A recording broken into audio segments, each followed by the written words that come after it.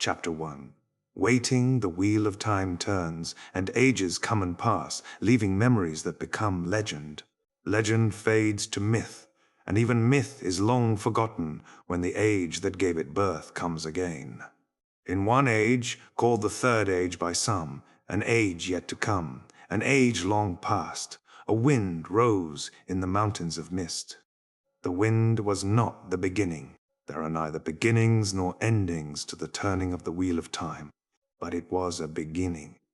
Down long valleys the wind swept, valleys blue with morning mist hanging in the air, some forested with evergreens, some bare where grasses and wildflowers would soon spring up. It howled across half-buried ruins and broken monuments, all as forgotten as those who had built them. It moaned in the passes, weather-worn cuts between peaks capped with snow that never melted. Thick clouds clung to the mountaintops so that snow and white billows seemed one. In the lowlands winter was going or gone, yet here in the heights it held a while, quilting the mountainsides with broad white patches. Only evergreens clung to leaf or needle. All other branches stood bare, brown or gray against the rock and not yet quickened ground. There was no sound but the crisp rush of wind over snow and stone. The land seemed to be waiting for something to burst. Sitting his horse just inside a thicket of leatherleaf and pine, Perrin Ibarra shivered and tugged his fur-lined cloak closer, as close as he could with a longbow in one hand and a great half-moon axe at his belt. It was a good axe of cold steel. Perrin had pumped the bellows the day Master Luhan had made it. The wind chirped at his cloak, pulling the hood back from his shaggy curls, and cut through his coat. He wiggled his toes in his boots for warmth and shifted on his high cantled saddle. But his mind was not really on the cold. Eyeing his 5 companions, he wondered if they too felt it. Not the waiting they had been sent there for, but something more. Stepper, his horse, shifted and tossed his head. He had named the dun stallion for his quick feet, but now Stepper seemed to feel his rider's irritation and impatience. I am tired of all this waiting, all this sitting while Moiraine holds us as tight as tongs. Burn the Aes Sedai. When will it end? He sniffed the wind without thinking. The smell of horse predominated, and of men and men's sweat. A rabbit had gone through those trees not long since, fear powering its run, but the fox on its trail had not killed there. He realized what he was doing and stopped it. You'd think I would get a stuffed nose with all this wind. He almost wished he did have one, and I wouldn't let Moiraine do anything about it either. Something tickled the back of his mind. He refused to acknowledge it. He did not mention his feeling to his companions. The other 5 men sat their saddles, short horsebows at the ready, eyes searching the sky above as well as the thinly treed slopes below. They seemed unperturbed by the wind flaring their cloaks out like banners. A 2-handed sword hilt stuck up above each man's shoulder through a slit in his cloak. The sight of their bare heads, shaven except for top knots, made Perrin feel colder. For them, this weather was already well into spring. All softness had been hammered out of them at a harder forge than he had ever known. They were Shianarans, from the borderlands up along the Great Blight, where Trolloc raids could come in any night, and even a merchant or a farmer might well have to take up sword or bow. And these men were no farmers, but soldiers almost from birth. He sometimes wondered at the way they deferred to him and followed his lead. It was as if they thought he had some special right, some knowledge hidden from them. Or maybe it's just my friends, he thought wryly. They were not as tall as he, nor as big years as a blacksmith's apprentice had given him arms and shoulders to make 2 of most men's. But he had begun shaving every day to stop their jokes about his youth. Friendly jokes, but still jokes. He would not have them start again because he spoke of a feeling. With a start, Perrin reminded himself that he was supposed to be keeping watch too. Checking the arrow nocked to his longbow, he peered down the valley running off to the west, widening as it fell away, the ground streaked with broad, twisted ribbons of snow, remnants of winter. Most of the scattered trees down there still clawed the sky with stark winter branches, but enough evergreens. Pine and leatherleaf, fir and mountain holly, even a few towering greenwoods stood on the slopes and the valley floor to give cover for anyone who knew how to use it. But no one would be there without a special purpose. The mines were all far to the south or even further north, Most people thought there was ill luck in the mountains of mist, and few entered them who could avoid it. Perrin's eyes glittered like burnished gold. The tickling became an itch. No, he could push the itch aside, but the expectation would not go. As if he teetered on a brink, as if everything teetered. He wondered whether something unpleasant lay in the mountains around them. There was a way to know, perhaps. In places like this, where men seldom came, there were almost always wolves. He crushed the thought before it had a chance to firm. Better to wonder, better than that. Their numbers were not many, but they had scouts. If there was anything out there, the outriders would find it. This is my forge, I'll tend it, and let them tend theirs. He could see further than the others, so he was first to spot the rider coming from the direction of Tarabon. Even to him, the rider was only a spot of bright colors on horseback, winding its way through the trees in the distance, now seen, now hidden. A piebald horse, he thought, and not before time. He opened his mouth to announce her. It would be a woman.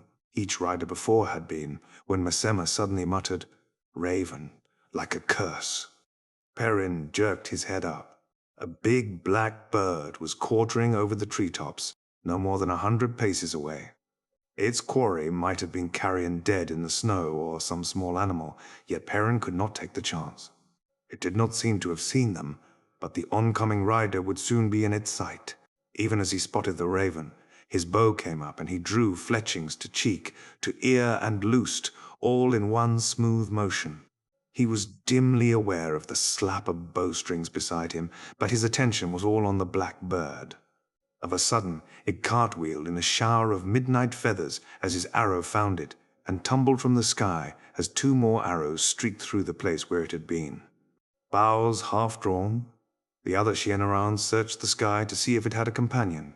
"Does it have to report?" Perrin asked softly. "Or does he see what it sees?" He had not meant anyone to hear, but Rhaegon, the youngest of the Shienarans, less than 10 years his elder, answered as he fitted another arrow to his short bow. "It has to report. To a halfman, usually." In the borderlands there was a bounty on ravens. No one there ever dared assume any raven was just a bird. Light. If Heartsbane saw what the ravens saw, we would all have been dead before we reached the mountains. Rhaegon's voice was easy. It was a matter of every day to a Shienaran soldier. Perrin shivered, not from the cold, and in the back of his head something snarled, a challenge to the death. Heartsbane. Different names in different lands, Soulsbane and Heartfang, Lord of the Grave and Lord of the Twilight, and everywhere Father of Lies and the Dark One, all to avoid giving him his true name and drawing his attention. The Dark One often used ravens and crows, rats in the cities. Perrin drew another broadhead arrow from the quiver on his hip that balanced the axe on the other side. "That may be as big as a club," Rhaegon said admiringly, with a glance at Perrin's bow. "But it can shoot. I would hate to see what it could do to a man in armor." The Shienarans wore only light mail now, under their plain coats, but usually they fought in armor, man and horse alike. "Too long for horseback," Masema sneered. The triangular scar on his dark cheek twisted his contemptuous grin even more. "A good breastplate will stop even a pile arrow except at close range, and if your first shot fails, the man you're shooting at will carve your guts out." "That is just it, Masema." Rhaegon relaxed a bit as the sky remained empty. "The raven must have been alone. With this, 2 rivers bow, I'll wager you don't have to be so close." Masema opened his mouth. "You two stop flapping your bloody tongues," Uno snapped. With a long scar down the left side of his face and that eye gone, his features were hard. Even for a Shienaran, he had acquired a painted eye patch on their way into the mountains during the autumn. A permanently frowning eye and a fiery red did nothing to make his stare easier to face. "If you can't keep your bloody minds on the bloody task at hand, I'll see if extra flaming guard duty tonight will bloody settle you." Rhaegon and Masema subsided under his stare. He gave them a last scowl that faded as he turned to Perrin. "Do you see anything yet?" His tone was a little gruffer than he might have used with a commander put over him by the King of Shienar or the Lord of Faldara, yet there was something in it of readiness to do whatever Perrin suggested. The Shienarans knew how far he could see, but they seemed to take it as a matter of course, that and the color of his eyes as well. They did not know everything, not by half, but they accepted him as he was. As they thought he was. They seemed to accept everything and anything. The world was changing, they said. Everything spun on the wheels of chance and change. If a man had eyes, a color no man's eyes had ever been. What did it matter now? "She's coming," Perrin said. "You should just see her now. There." He pointed, and Uno strained forward, his one real eye squinting, then finally nodded doubtfully. "There's bloody something moving down there." Some of the others nodded and murmured too. Uno glared at them, and they went back to studying the sky and the mountains. Suddenly, Perrin realized what the bright colors on the distant rider meant. A vivid green skirt peeking out beneath a bright red cloak. "She's one of the traveling people," he said, startled. No one else he had ever heard of dressed in such brilliant colors and odd combinations, not by choice. The women they had sometimes met and guided even deeper into the mountains included every sort. A beggar woman in rags struggling afoot through a snowstorm. A merchant by herself leading a string of laden packhorses. A lady in silks and fine furs with red tasseled reins on her palfrey and gold worked on her saddle. The beggar departed with a purse of silver, more than Perrin thought they could afford to give, until the lady left an even fatter purse of gold. Women from every station in life, all alone from Tarabon and Ghealdan and even Amadicia. But he had never expected to see one of the Tuatha'an. "A bloody tinker!" Uno exclaimed. The others echoed his surprise. Regan's topknot waved as he shook his head. "A tinker wouldn't be mixed in this. Either she's not a tinker, or she is not the one we are supposed to meet." "Tinkers," Masema growled. "Useless cowards." Uno's eye narrowed until it looked like the pritchel hole of an anvil. With the red-painted eye on his patch, it gave him a villainous look. "Cowards, Masema," he said softly. "If you were a woman, would you have the flaming nerve to ride up here, alone and bloody unarmed?" There was no doubt she would be unarmed if she was of the Tuatha'an. Masema kept his mouth shut, but the scar on his cheek stood out tight and pale. "Burn me, if I would," Regan said. "And burn me if you would either, Masema." Masema hitched at his cloak and ostentatiously searched the sky. Uno snorted. "The lights and that flaming carrion eater was flaming alone," he muttered. Slowly, the shaggy brown and white mare meandered closer, picking away along the clear ground between broad snowbanks. Once the brightly clad woman stopped to peer at something on the ground, then tugged the cowl of her cloak further over her head and heeled her mount forward in a slow walk. "The raven," Perrin thought. "Stop looking at that bird and come on, woman. Maybe you brought the word that finally takes us out of here. If Moiraine means to let us leave before spring, burn her." For a moment he was not sure whether he meant the Aes Sedai or the tinker woman who seemed to be taking her own time. If she kept on as she was, the woman would pass a good 30 paces to one side of the thicket. With her eyes fixed on where her piebald stepped, she gave no sign that she had seen them among the trees.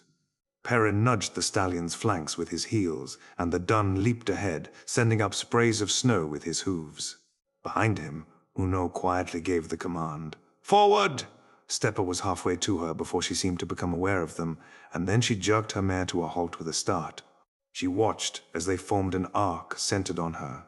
Embroidery of eye-wrenching blue, in the pattern called a Tyren maze, made her red cloak even more garish.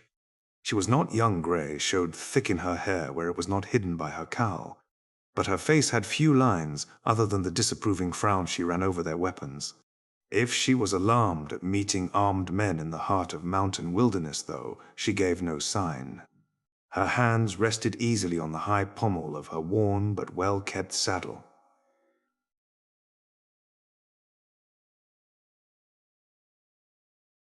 And she did not smell afraid. "Pop that," Perrin told himself. "Dee-da!" He made his voice soft so as not to frighten her. "My name is Perrin, good mistress. If you need help, I will do what I can. If not, go with the light. But unless the Tuatha'an have changed their ways, you are far from your wagons." She studied them a moment more before speaking. There was a gentleness in her dark eyes, not surprising in one of the traveling people. "I seek a woman." The skip was small, but it was there. She sought not any woman, but an Aes Sedai. "Does she have a name, good mistress?" Perrin asked. He had done this too many times in the last few months to need her reply, but iron was spoiled for want of care. "She is called. Sometimes she is called Moiraine." "My name is Leia," Perrin nodded. "We will take you to her, Mistress Leia. We have warm fires, and with luck, something hot to eat." But he did not lift his reins immediately. "How did you find us?" he had asked before. Each time Moiraine sent him out to wait at a spot she named, for a woman she knew would come. The answer would be the same as it always was, but he had to ask. Leia shrugged and answered hesitantly. "I knew that if I came this way, someone would find me and take me to her. I just knew. I have news for her." Perrin did not ask what news. The women gave the information they brought only to Moiraine. "And the Aes Sedai tells us what she chooses." Gnihort. Aes Sedai never lied, but it was said that the truth an Aes Sedai told you was not always the truth you thought it was. Too late for qualms now, isn't it? "This way, Mistress Leia," he said, gesturing up the mountain. The Shienarans, with Uno at their head, fell in behind Perrin and Leia as they began to climb. The Borderlanders still studied the sky as much as the land, and the last two kept a special watch on their back trail. For a time they rode in silence except for the sounds the horses' hooves made, sometimes crunching through old snow crust, sometimes sending rocks clattering as they crossed bare stretches. Now and again Leia cast glances at Perrin, at his bow, his axe, his face, but she did not speak. He shifted uncomfortably under the scrutiny and avoided looking at her. He always tried to give strangers as little chance to notice his eyes as he could manage. Finally he said, "I was surprised to see one of the traveling people believing as you do. It is possible to oppose evil without doing violence." Her voice held the simplicity of someone stating an obvious truth.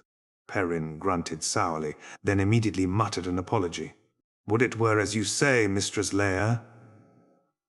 "Violence harms the doer as much as the victim," Leia said placidly. "That is why we flee those who harm us, to save them from harm to themselves, as much for our own safety. If we do violence to oppose evil, soon we would be no different from what we struggle against. It is with the strength of our belief that we fight the shadow." Perrin could not help snorting. "Mistress, I hope you never have to face Trollocs with the strength of your belief. The strength of their swords will cut you down where you stand." "It is better to die than to—" she began, but anger made him speak right over her. Anger that she just would not see.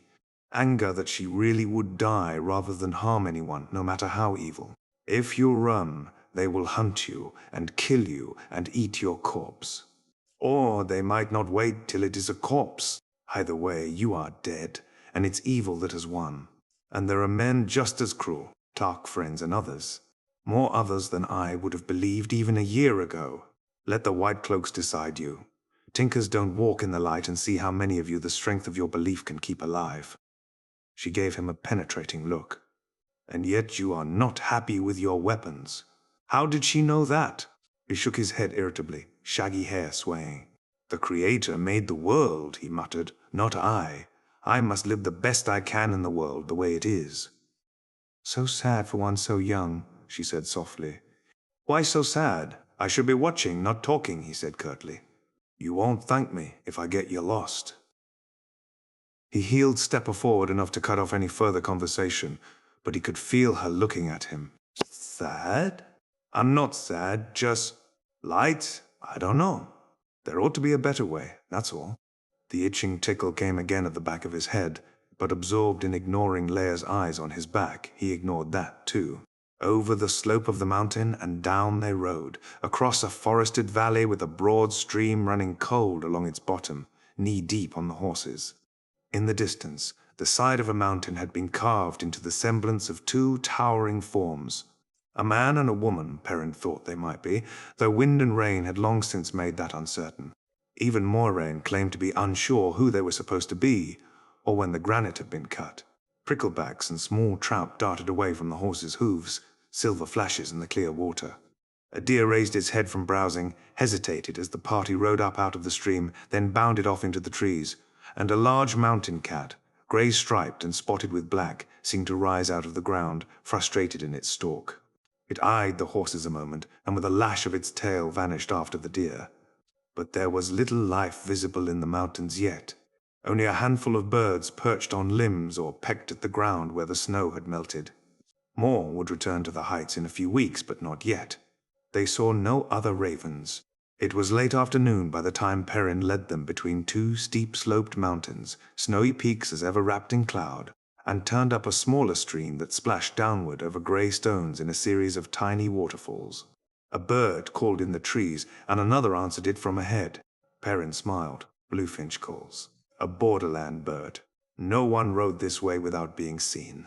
He rubbed his nose and did not look at the tree the first bird had called from. Their path narrowed as they rode up through scrubby leatherleaf and a few gnarled mountain oaks. The ground level enough to ride beside the stream became barely wider than a man on horseback, and the stream itself no more than a tall man could step across. Perrin heard Leia behind him, murmuring to herself. When he looked over his shoulder, she was casting worried glances up the steep slopes to either side. Scattered trees perched precariously above them. It appeared impossible they would not fall. The Shinarans rode easily, at last beginning to relax. Abruptly, a deep oval bowl between the mountains opened out before them, its sides steep, but not nearly so precipitous as the narrow passage. The stream rose from a small spring at its far end. Perrin's sharp eyes picked out a man with the top-knot of a Shinaran, up in the limbs of an oak to his left. Had a red-winged jay called instead of a bluefinch, he would not have been alone, and the way in would not have been so easy. A handful of men could hold that passage against an army. If an army came, a handful would have to. Among the trees around the bowl stood log huts, not readily visible, so that those gathered around the cook fires at the bottom of the bowl seemed at first to be without shelter. There were fewer than a dozen in sight, and not many more out of sight, Perrin knew. Most of them looked around at the sound of horses, and some waved. The bowls seemed filled with the smells of men and horses, of cooking and burning wood. A long white banner hung limply from a tall pole near them. One form, at least half again as tall as anyone else, sat on a log engrossed in a book that was small in his huge hands. That one's attention never wavered, even when the only other person without a topknot shouted, "So you found her, did you? I thought you'd be gone the night this time." It was a young woman's voice, but she wore a boy's coat and breeches and had her hair cut short. A burst of wind swirled into the bowl, making cloaks flap and rippling the banner out to its full length. For a moment, the creature on it seemed to ride the wind. A four-legged serpent scaled in gold and scarlet, golden maned like a lion, and its feet each tipped with 5 golden claws. A banner of legend. A banner. Most men would not know if they saw it, but would fear when they learned its name. Perrin waved the hand that took it all in as he led the way down into the bowl. "Welcome to the camp of the Dragon Reborn, Leia."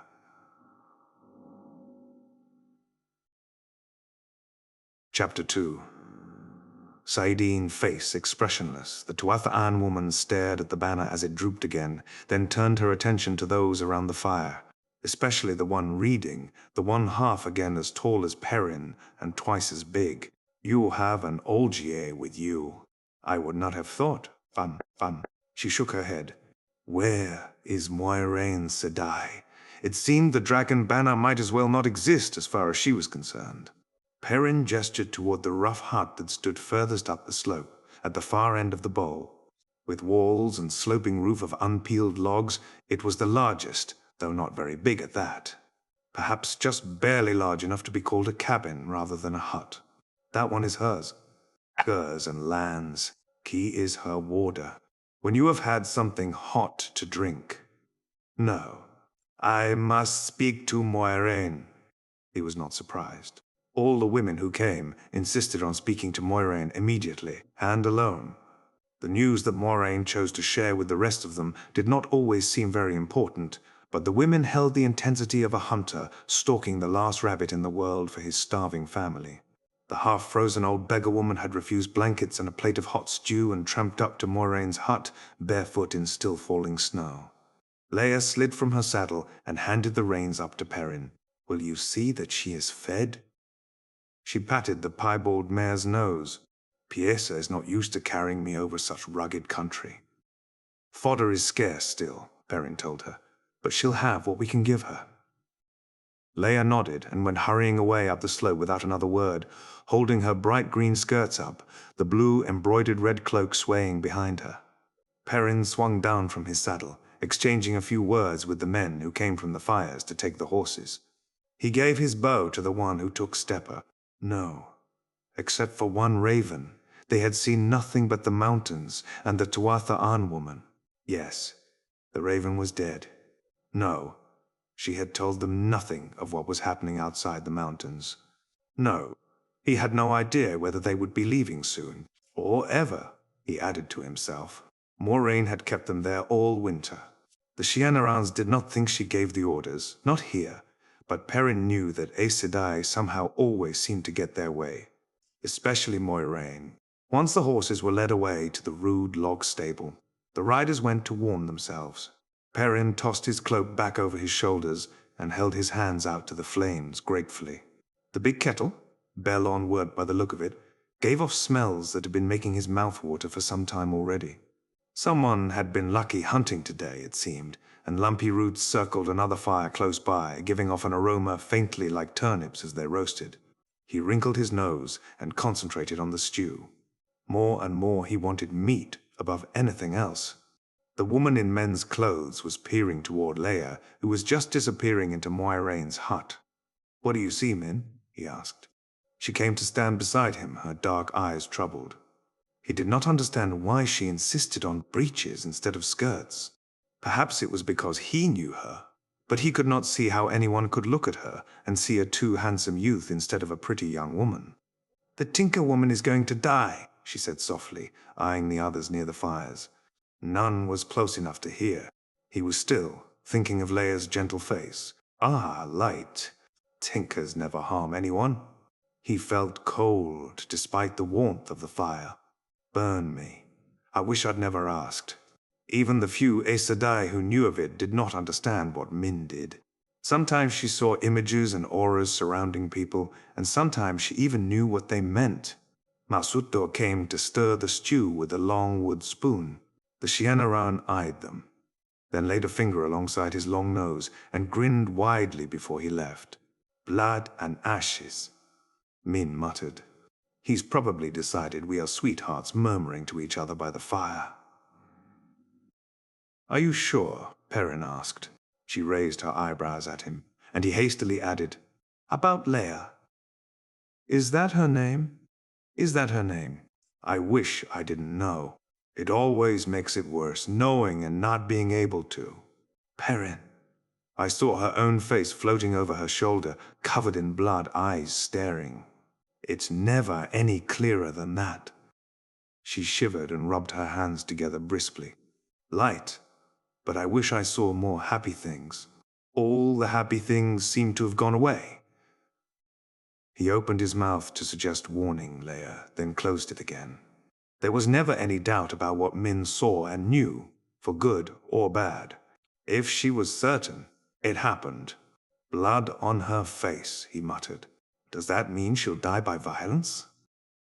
He winced that he said it so easily. "But what can I do? If I tell Leia, if I make her believe somehow, she'll live her last days in fear, and it will change nothing." Min gave a short nod. "If she's going to die by violence, it could mean an attack on the camp. But there were scouts out every day, and guards set day and night. And Moraine had the camp warded, so she said. No creature of the Dark One would see it unless he walked right into it." He thought of the wolves. "Aye!" No, the scouts would find anyone or anything trying to approach the camp. "It's a long way back to her people," he said half to himself. "Tinkers wouldn't have brought their wagons any further than the foothills. Anything could happen between here and there." Min nodded sadly. "And there aren't enough of us to spare even one guard for her, even if it would do any good." She had told him. She had tried warning people about bad things when, at 6 or 7, she had first realized not everyone could see what she saw. She would not say more, but he had the impression that her warnings had only made matters worse when they were believed at all. It took some doing to believe in Min's viewings until you had proof. When, he said. The word was cold in his ears and hard as tool steel. I can't do anything about Leia, but maybe I can figure out whether we're going to be attacked. As soon as the word was out of his mouth, she threw up her hands. She kept her voice down, though. Oh! It isn't like that. I can never tell when something is going to happen. I only know it will, if I even know what I see means. You don't understand. You don't understand. The seeing doesn't come when I want it to, and neither does knowing. It just happens, and sometimes I know. God, a little bit. It just happens. He tried to get a soothing word in, but she was letting it all out in a flood he could not stem. I can see things around a man one day and not the next, or the other way round. Most of the time, I don't see anything around anyone. Aes Sedai always have images around them, of course, and warders, though it's always harder to say what it means with them than with anyone else. She gave Perrin a searching look, half squinting. A few others always do, too. Don't tell me what you see when you look at me, he said harshly, then shrugged his heavy shoulders. Even as a child, he had been bigger than most of the others, and he had quickly learned how easy it was to hurt people by accident when you were bigger than they. It had made him cautious and careful, and regretful of his anger when he let it show. I am sorry, Min. I shouldn't have snapped at you. I did not mean to hurt you. She gave him a surprised look. You didn't hurt me. Blessed few people want to know what I see. The light knows I would not, if it was someone else who could do it. Even the Aes Sedai had never heard of anyone else who had her gift. Gift was how they saw it, even if she did not. It's just that I wish there was something I could do about Leia. I couldn't stand it the way you do, knowing and not able to do anything. Strange, she said softly, how you seem to care so much about the Tuatha'an. They are utterly peaceful, and I always see violence around. He turned his head away, and she cut off abruptly. Tuatha'an? Came a rumbling voice, like a huge bumblebee. What about the Tuatha'an? The Ogier came to join them at the fire, marking his place in his book with a finger the size of a large sausage. A thin streamer of tabac smoke rose from the pipe in his other hand. His high-neck coat of dark brown wool buttoned up to the neck, and flared at the knee over turned-down boot-tops. Perrin stood hardly as high as his chest. Loyal's face had frightened more than one person, with his nose broad enough almost to be called a snout and his too wide mouth.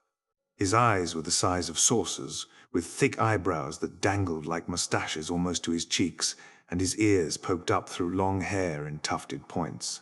Some who had never seen an Ogier took him for a Trolloc, though Trollocs were as much legend to most of them as Ogier.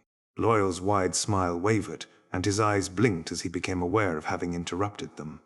Perrin wondered how anyone could be frightened of the Ogier for long. Yet some of the old stories called them fierce and implacable as enemies. He could not believe it. Ogier were enemies to no one.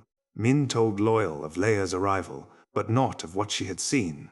She was usually close-mouthed about those seeings, especially when they were bad. Instead, she added, You should know how I feel, Loyal, suddenly caught up by Aes Sedai and these Two Rivers folk. Loyal made a non-committal sound, but Min seemed to take it for agreement. Yes, she said emphatically.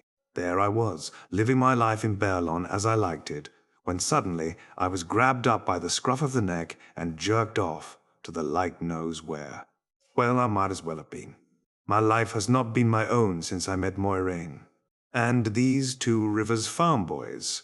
She rolled her eyes at Perrin, a wry twist to her mouth. All I wanted was to live as I pleased, fall in love with a man I chose. Fun, fun. Her cheeks reddened suddenly, and she cleared her throat. I mean to say, what is wrong with wanting to live your life without all this upheaval? Tavern, Loyal began. Perrin waved at him to stop, but the Ogier could seldom be slowed, much less stopped, when one of his enthusiasms had him in its grip.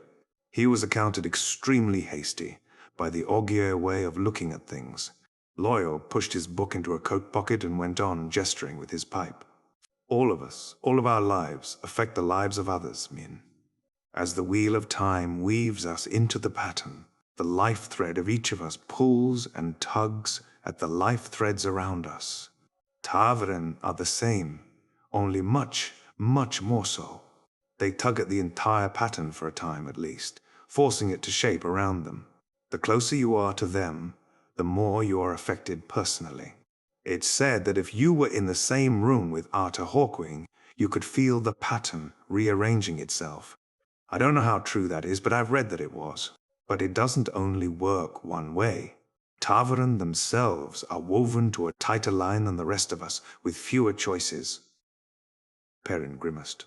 Bloody few of the ones that matter. Min tossed her head. I just wish they didn't have to be so bloody Ta'veren all the time. Ta'veren tugging on one side, and Aes Sedai meddling on the other. What chance does a woman have? Loyal shrugged. Very little, I suppose, as long as she stays close to Ta'veren. As if I had a choice, Min growled. It was your good fortune, or misfortune, if you see it that way, to fall in with not one but 3 Ta'veren. Rand, Mat, and Perrin. I myself counted very good fortune, and would even if they weren't my friends. I think I might even. Bum. The Ogier looked at them, suddenly shy, his ears twitching. Promise you will not laugh? I think I might write a book about it.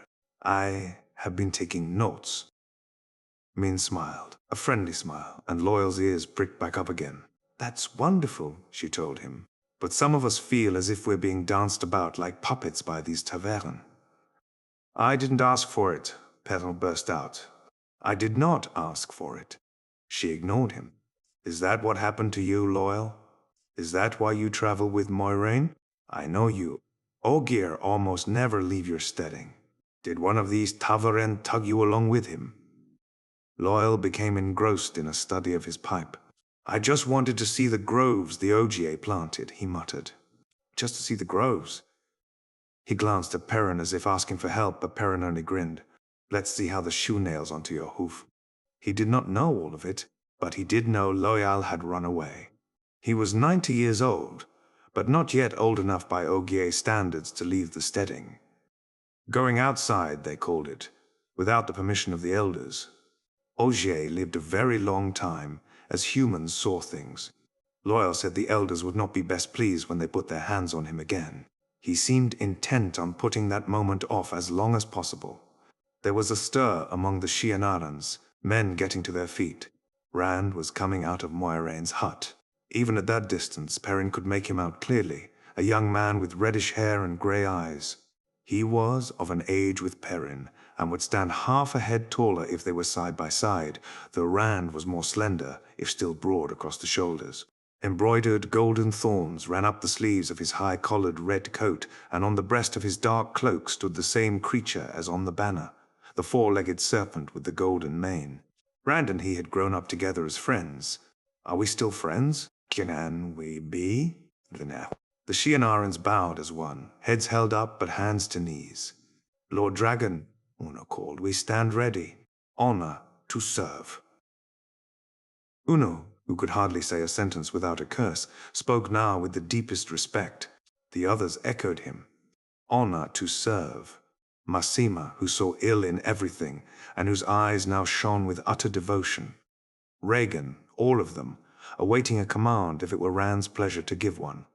From the slope, Rand stared down at them a moment, then turned and disappeared into the trees. He has been arguing with Moiraine again, Min said quietly. All day this time. Perrin was not surprised, yet he still felt a small shock. Arguing with an Aes Sedai. All the childhood tales came back to him. Aes Sedai, who made thrones and nations dance to their hidden strings. Aes Sedai, whose gift always had a hook in it, whose price was always smaller than you could believe, yet always turned out to be greater than you could imagine. Aes Sedai, whose anger could break the ground and summon lightning. Some of the stories were untrue, he knew now. And at the same time, they did not tell the half. "I had better go to him," he said. After they argue, he always needs someone to talk to. And aside from Moraine and Lan, there were only the three of them, Min, Loyal, and him, who did not stare at Rand as if he stood above kings. And of the three, only Perrin knew him from before. He strode up the slope, pausing only to glance at the closed door of Moraine's hut. Leia would be in there, and Lan. Aye! The warder seldom let himself get far from the Aes Sedai's side. Rand's much smaller hut was a little lower down, well hidden in the trees, away from all the rest. He had tried living down among the other men, but their constant awe drove him off. He kept to himself now. Too much to himself, to Perrin's thinking. But he knew Rand was not headed to his hut now. Perrin hurried on to where one side of the bowl-shaped valley suddenly became sheer cliff, 50 paces high and smooth, except for tough brush clinging tenaciously here and there. He knew exactly where a crack in the grey rock wall lay, an opening hardly wider than his shoulders. With only a ribbon of late afternoon light overhead, it was like walking down a tunnel. Half a mile the crack ran, abruptly opening out into a narrow vale, less than a mile long, its floor covered with rocks and boulders, and even the steep slopes were thickly forested with tall leatherleaf and pine and fir. Long shadows stretched away from the sun sitting on the mountain tops. The walls of this place were unbroken save for the crack, and as steep as if a giant axe had buried itself in the mountains. It could be even more easily defended by a few than the bowl, but it had neither stream nor spring. No one went there, except Rand after he argued with Moraine. Rand stood not far from the entrance, leaning against the rough trunk of a leather leaf, staring at the palms of his hands. Perrin knew that on each there was a heron, branded into the flesh. Rand did not move when Perrin's boots scraped on stone. Suddenly Rand began to recite softly, never looking up from his hands. "Twice and twice shall he be marked, twice to live and twice to die. Once the heron to set his path, twice the heron to name him true. Once the dragon for remembrance lost, twice the dragon for the price he must pay." With a shudder he tucked his hands under his arms. But no dragons yet. He chuckled roughly. Not yet. For a moment Perrin simply looked at him. A man who could channel the one power. A man doomed to go mad from the taint on Saidin, the male half of the true source, and certain to destroy everything around him in his madness. A man, a thing. Everyone was taught to loathe and fear from childhood. Only it was hard to stop seeing the boy he had grown up with. How do you just stop being somebody's friend? Perrin chose a small boulder with a flat top, and sat, waiting. After a while, Rand turned his head to look at him. "Do you think Matt is all right? He looked so sick, the last I saw him." "He must be all right by now. He should be in Tavalon by now. They'll heal him there, and Nynaeve and Egwene will keep him out of trouble." Egwene and Nynaeve, Rand and Matt, and Perrin, all 5 from Emond's field in the Two Rivers. Few people had come into the Two Rivers from outside, except for occasional peddlers and merchants once a year to buy wool and tobacco. Almost no one had ever left, until the wheel chose out its tavarin, and 5 simple country folk could stay where they were no longer. Could be what they had been no longer. Rand nodded and was silent. "Lately," Perrin said, "I find myself wishing I was still a blacksmith." Do you? Do you wish you were still just a shepherd?" "Duty," Rand muttered. "Death is lighter than a feather, duty heavier than a mountain. That's what they say in Shienar. The Dark One is stirring. The last battle is coming. And the Dragon Reborn has to face the Dark One in the last battle, or the shadow will cover everything. The wheel of time broken. Every age remade in the Dark One's image. There's only me." He began to laugh mirthlessly, his shoulders shaking. "I have the duty because there isn't anybody else, now is there?" Perrin shifted uneasily. The laughter had a raw edge that made his skin crawl. "I understand you were arguing with Moiraine again. The same thing?" Rand drew a deep, ragged breath. "Don't we always argue about the same thing? They're down there. On Ormoth Plain, and the light alone knows where else. Hundreds of them, thousands. They declared for the Dragon Reborn, because I raised that banner. Because I let myself be called the Dragon. Because I could see no other choice. And they're dying, fighting, searching and praying for the man who is supposed to lead them. Dying. And I sit here safe in the mountains all winter. I owe them something. You think I like it? Perrin swung his head in irritation. You take whatever she says to you, Rand grated. You never stand up to her. Much good it has done you, standing up to her. You have argued all winter, and we have sat here like lumps all winter, because she is right. Rand laughed again. That chilling laugh. The light burned me, she is right. They are all split up into little groups all over the plain, all across Tarabon and Arad Doman. If I join any one of them, the White Cloaks and the Domani army and the Taraboners will be on top of them like a duck on a beetle. Perrin almost laughed himself in confusion. If you agree with her, why in the light do you argue all the time? Because I have to do something. Or I'll burst like a rotted melon. Do what? If you listen to what she says. Rand gave him no chance to say they would sit there forever. Moraine says. Moraine says, Rand jerked erect, squeezing his head between his hands. Moraine has something to say about everything. Moraine says, I mustn't go to the men who are dying in my name. Moraine says I'll know what to do next because the pattern will force me to it. Moraine says, but she never says how I'll know. I'll know. She doesn't know that. His hands fell to his sides, and he turned toward Perrin, head tilted and eyes narrowed. Sometimes I feel as if Moraine is putting me through my paces like a fancy Tyrrane stallion doing his steps. Do you ever feel that? Perrin scrubbed a hand through his shaggy hair. Whatever is pushing us, or pulling us, I know who the enemy is, Rand. Ba'azamal, Rand said softly. An ancient name for the Dark One. In the Trolloc tongue, it meant Heart of the Dark. And I must face him, Perrin. His eyes closed in a grimace, half smile, half pain. Light help me. Half the time I want it to happen now, to be over and done with, and the other half. How many times can I manage to? Light, it pulls at me so. What if I can't? What if I? Single. The ground trembled. Rand? Perrin said worriedly. Rand shivered. Despite the chill, there was sweat on his face. His eyes were still shut tight.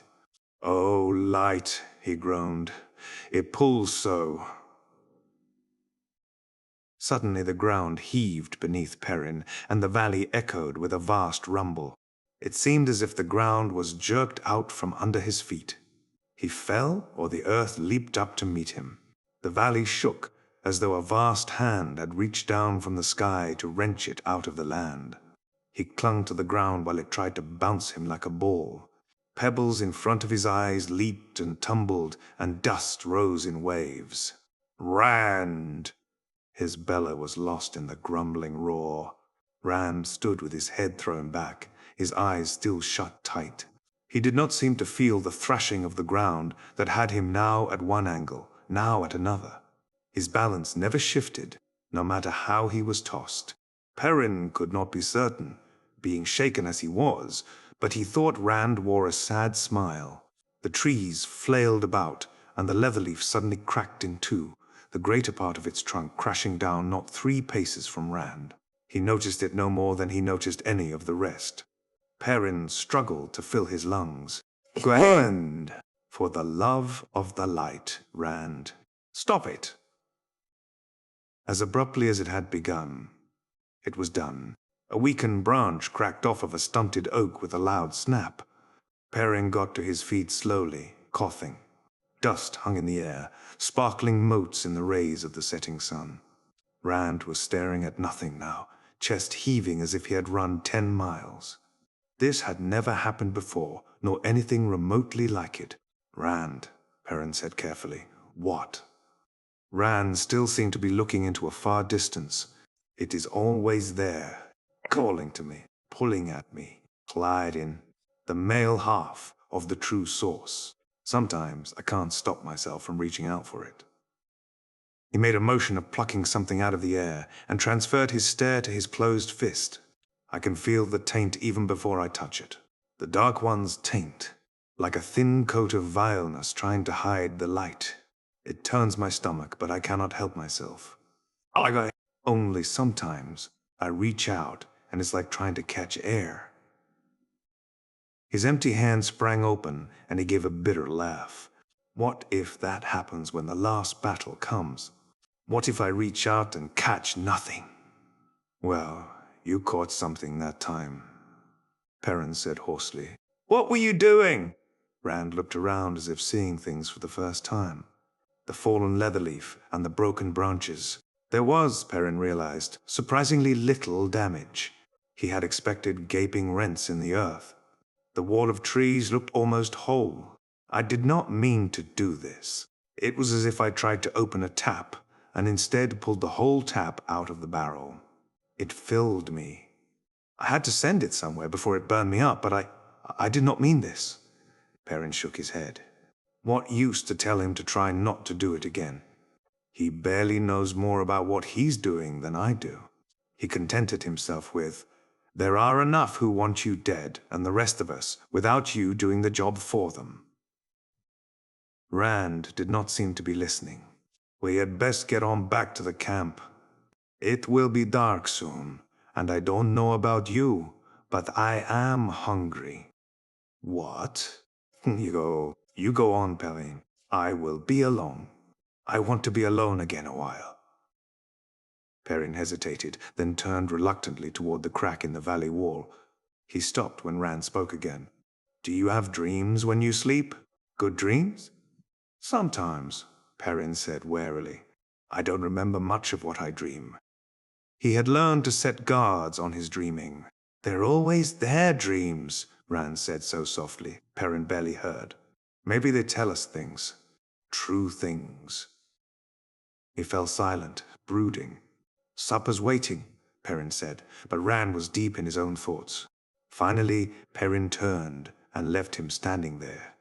Chapter 3. News from the plain darkness shrouded part of the crack, for in one place the tremors had collapsed, a part of the wall against the other side, high up. He stared up at the blackness warily before hurrying underneath, but the slab of stone seemed to be solidly wedged in place. The itch had returned to the back of his head, stronger than before. No, burn me. No, it went away. When he came out above the camp, the bowl was filled with odd shadows from the sinking sun. Moraine was standing outside her hut, peering up at the crack. He stopped short.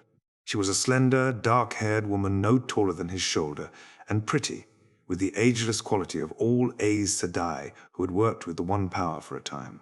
He could not put any age at all to her, with her face too smooth for many years and her dark eyes too wise for youth.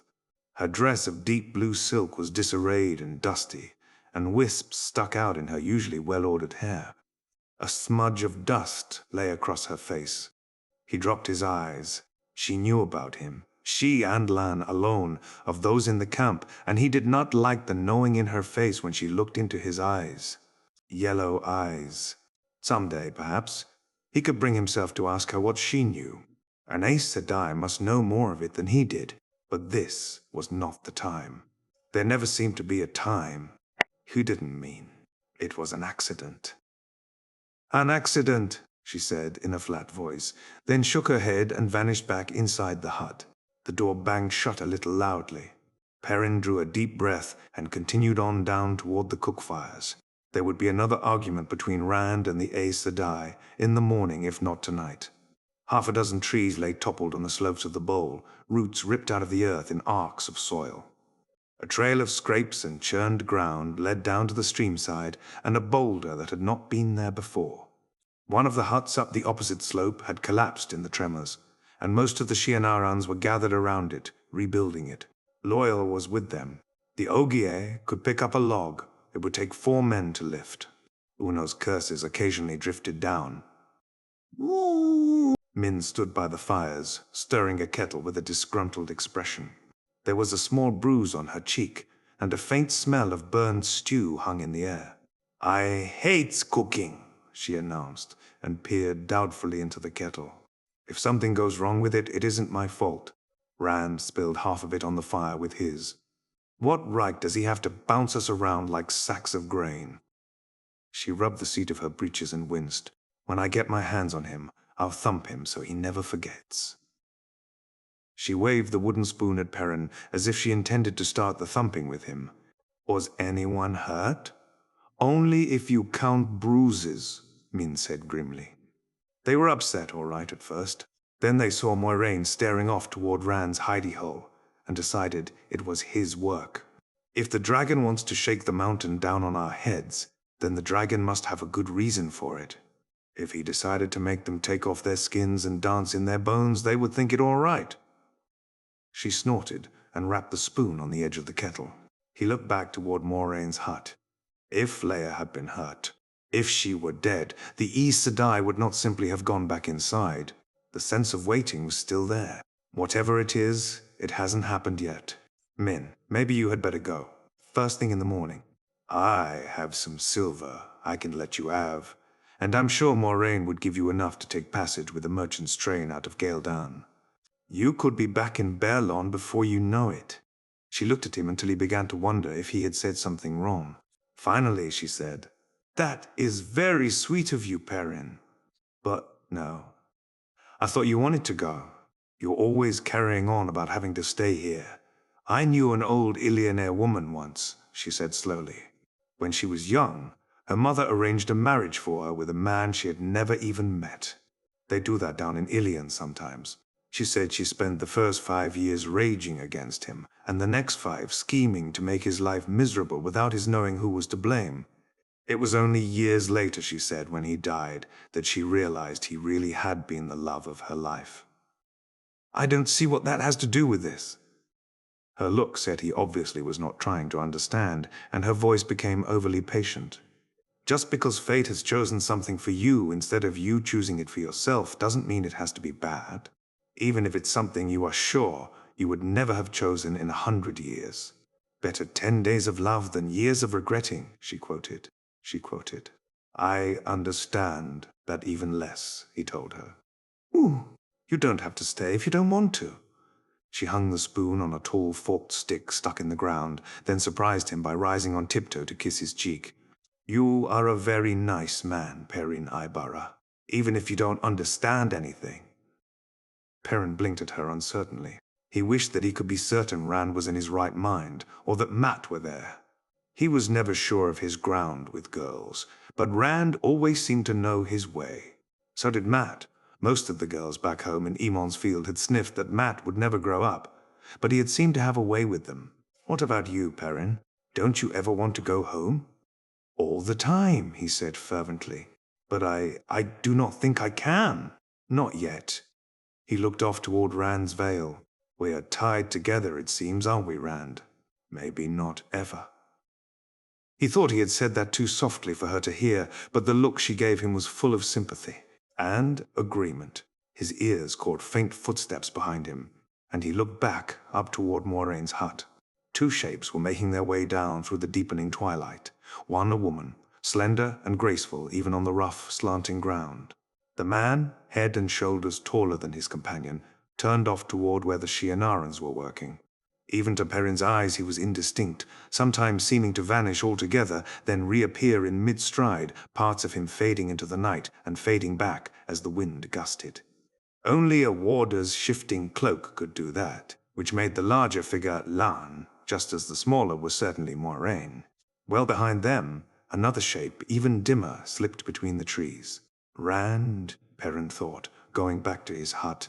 Another night when he won't eat, because he can't stand the way everybody looks at him. "You must have eyes in the back of your head," Min said, frowning toward the approaching woman. "Or else the sharpest ears I have ever heard of. Is that Moiraine?" Careless. He had grown so used to the Shienarans knowing how well he could see, in daylight at least, they did not know about the night, that he was beginning to slip about other things. Carelessness might kill me yet. Is the Tuatha'an woman all right? Min asked, as Moraine came to the fire. She is resting. The Aes Sedai's low voice had its usual musical quality, as if speaking were halfway to singing, and her hair and clothes were back in perfect order again. She rubbed her hands over the fire. There was a golden ring on her left hand, a serpent biting its own tail. The great serpent, an even older symbol for eternity than the Wheel of Time. Every woman trained in Tar Valon wore such a ring. For a moment, Moraine's gaze rested on Perrin and seemed to penetrate too deeply. She fell and split her scalp when ran. Fum, fum. Her mouth tightened, but in the next instant her face was utter calm again. I healed her, and she is sleeping. There is always a good deal of blood with even a minor scalp wound, but it was not serious. Did you see anything about her, Min? Min looked uncertain. I thought I saw her death. Her own face, all over blood. I was sure I knew what it meant, but if she split her scalp, are you sure she is all right? It was a measure of her discomfort that she asked. An Aes Sedai did not heal and leave anything wrong that could be healed, and Moiraine's talents were particularly strong in that area. Min sounded so troubled that Perrin was surprised for a moment. Then he nodded to himself. She did not really like doing what she did, but it was a part of her. She thought she knew how it worked, or some of it at least. If she was wrong, it would almost be like finding out she did not know how to use her own hands. Moraine considered her for a moment, serene and dispassionate. You have never been wrong in any reading for me, not one about which I had any way of knowing. Perhaps this is the first time. When I know, Min whispered obstinately. Light help me, I do. Or perhaps it is yet to come. She has a long way yet to travel, to return to her wagons, and she must ride through unsettled lands. The Aes Sedai's voice was a cool song, uncaring. Perrin made an involuntary sound in his throat. Light, did I sound like that? I won't let a death matter that little to me. As if he had spoken aloud, Moraine looked at him. The wheel weaves as the wheel wills, Perrin. I told you long ago that we were in a war. We cannot stop just because some of us may die. Any of us may die before it is done. Leia's weapons may not be the same as yours, but she knew that when she became part of it. Perrin dropped his eyes. That's as may be, Aes Sedai, but I will never accept it the way you do. Lan joined them across the fire with Uno and Loyal. The flames cast flickering shadows across the warder's face, making it seem more carved from stone even than it normally did, all hard planes and angles. His cloak was not much easier to look at in the firelight. Sometimes it seemed only a dark grey cloak, or black, but the grey and black appeared to crawl and change if you looked too closely, shades and shadows sliding across it, soaking into it. Other times it looked as if Lan had somehow made a hole in the night and pulled darkness round his shoulders. Not at all an easy thing to watch, and not made any easier by the man who wore it. Lan was tall and hard, broad-shouldered, with blue eyes like frozen mountain lakes, and he moved with a deadly grace that made the sword on his hip seem a part of him. It was not that he seemed merely capable of violence and death. This man had tamed violence and death, and kept them in his pocket, ready to be loosed in a heartbeat or embraced should Moiraine give the word. Beside Lan, even Uno appeared less dangerous. There was a touch of grey in the warder's long hair, held back by a woven leather cord around his forehead, but younger men stepped back from confronting Lan. If they were wise. Mistress Leia has the usual news from Ormoth Plain, Moiraine said. Everyone fighting everyone else. Villages burned. People fleeing in every direction. And hunters have appeared on the plain, searching for the Horn of Valere. Perrin shifted. The horn was where no hunter on Ormoth Plain would find it, where he hoped no hunter ever would find it.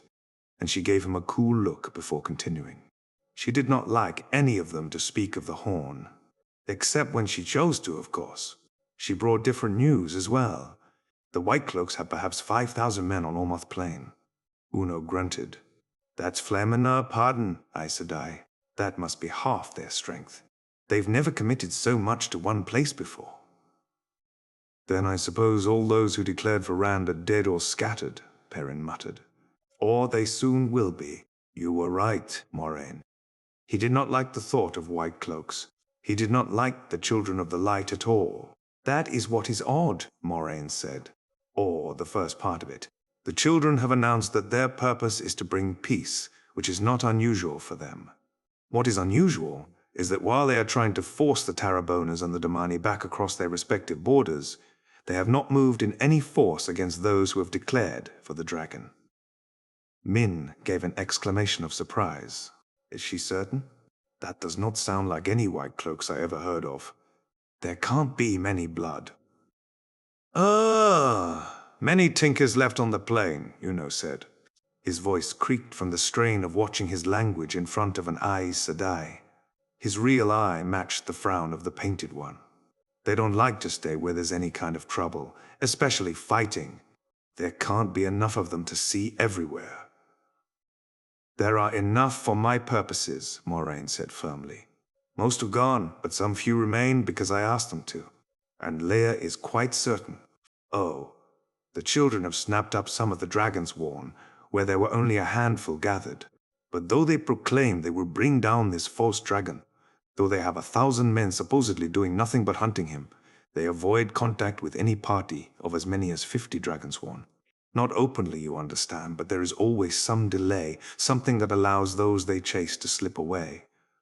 Then Rand can go down to them as he wants. Loyal blinked uncertainly at the Aes Sedai. The whole camp knew of her arguments with Rand. The wheel weaves a way for him.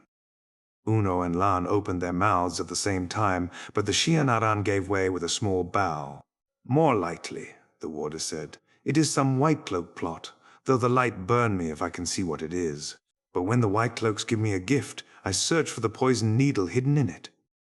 Uno nodded grimly.